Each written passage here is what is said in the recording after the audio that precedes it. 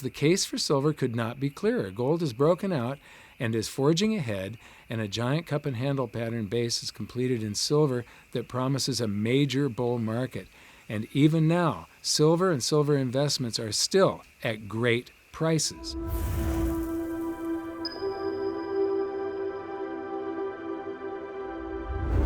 Hi, this is Mike Maloney coming to you from my backyard. I wanted to expand on my last video, and my last video was mostly about precious metals and how things are just taking off right now. And now we've had a few days rest, which I predicted in my last video. We were getting to where we were too many up days in a row, and it needed to have a rest. So we're going to look into that in a moment. But first, we're going to look into why this thing is going to be so huge. And Just Dario posted this, and it is an excellent explanation of why things will be so huge. It doesn't matter where in the world that the problems really start. It's going to be a contagion that sweeps the world because, largely, of these derivatives. All economies are so heavily linked right now, and China is having some severe problems. You know, I commented on China earlier, but look at options trading was one of the things that caused Black Monday in 1987, one of the largest stock market crashes in history. It's still sort of, the jury is still out on exactly what happened and how it happened, but options had a very large portion of why this thing spread around the world. It actually started overseas and then swept in the Asian markets and then swept into around the world in 24 hours.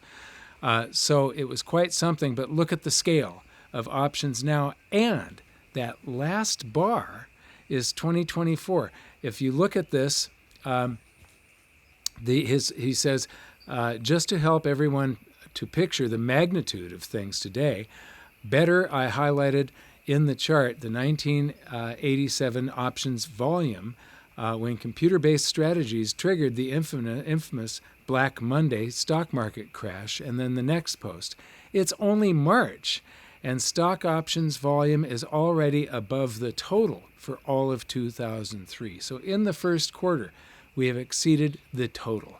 And so you saw in the 2008 global financial crisis how the derivatives just exaggerated everything, just made everything just totally out of control. Well, look at where we were back then in 2007 and 2008 and where we are today. It's a whole different world. Also, I talked about real estate. Because there was less homes being sold, that means there were less mortgages being made, which means there are less loans being made than paid, which means that bank credit portion of the currency supply contracts, and therefore the M2 currency supply contracts. It falls because of that. Well, this is a poll, a survey of consumers about buying conditions.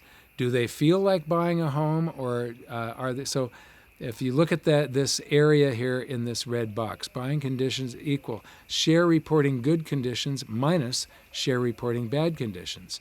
So 100 would be the equilibrium line. Everything above that is a positive condition, and people are more willing to buy a home rather than wait.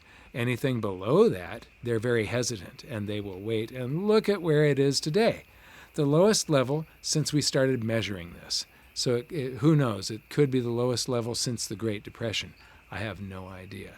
Now, I showed this video of new massive lines from across China as citizens rush to buy gold in an effort to preserve their wealth amidst declining economy.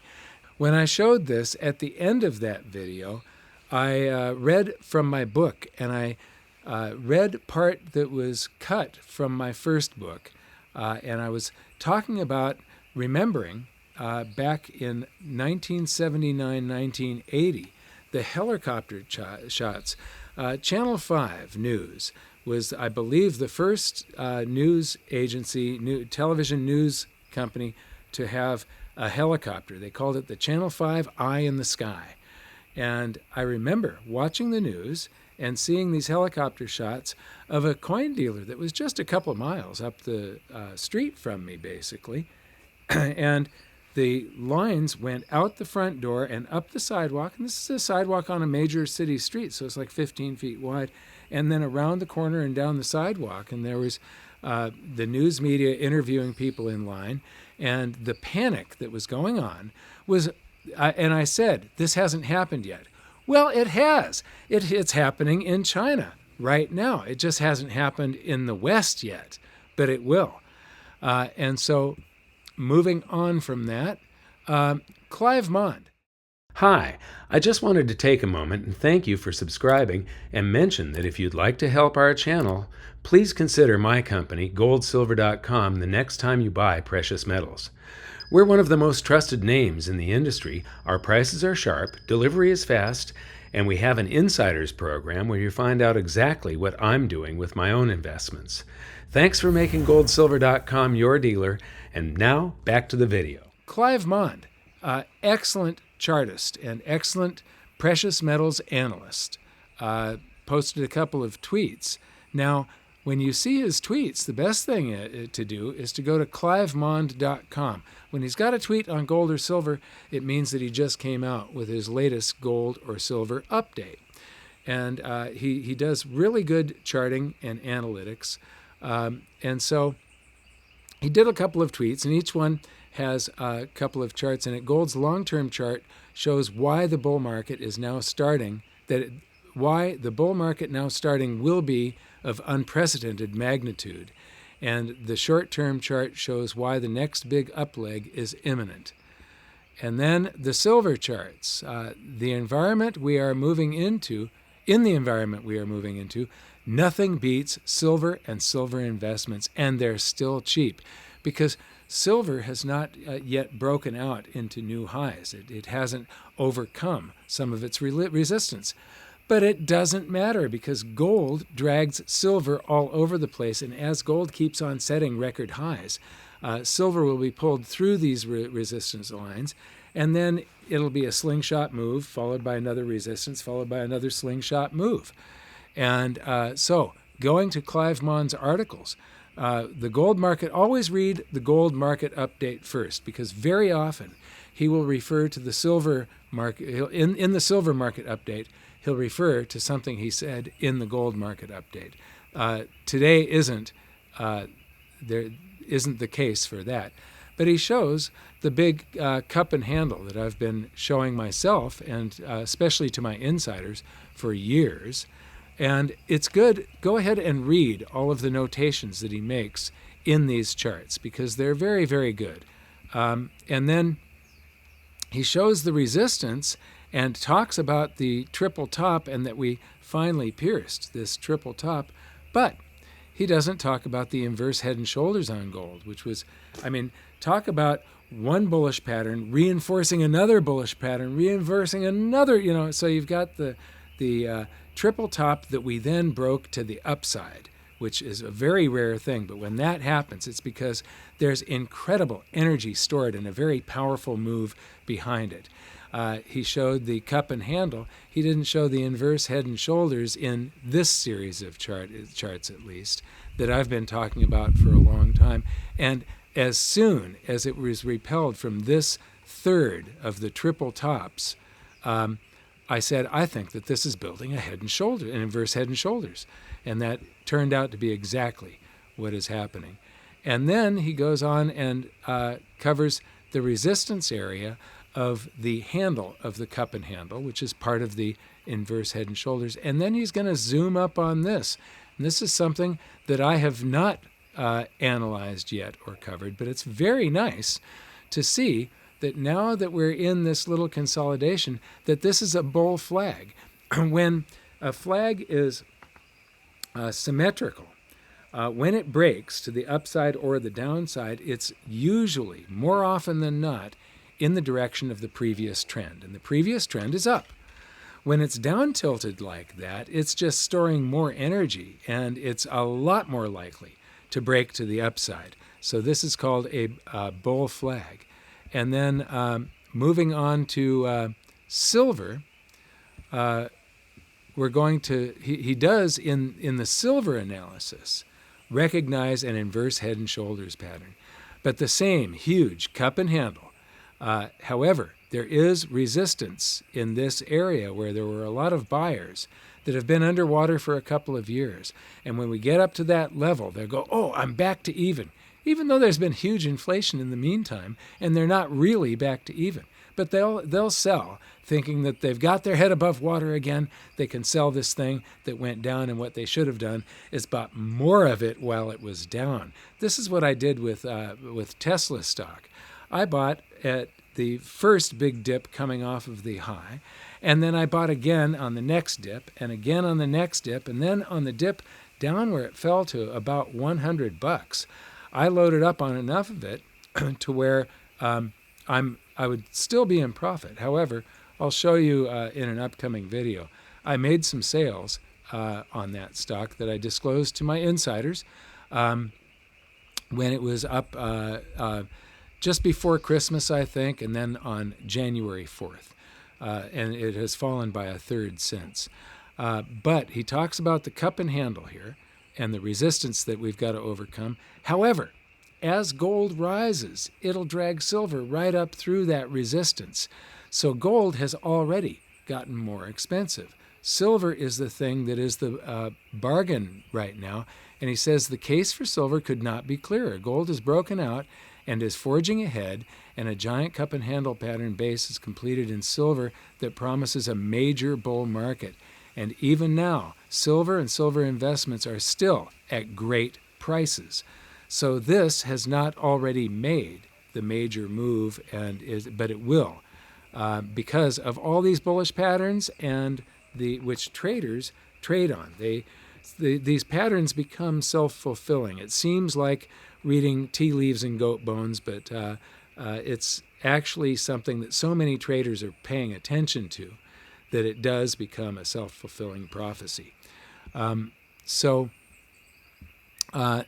this is the silver-gold ratio instead of I usually show it as the gold-silver ratio because it's easier to understand. It's expressed in ounces. How many ounces of silver does it take to buy 1 ounce of gold? It's just an exchange rate.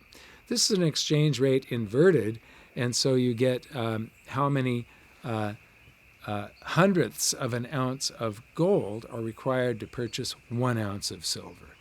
And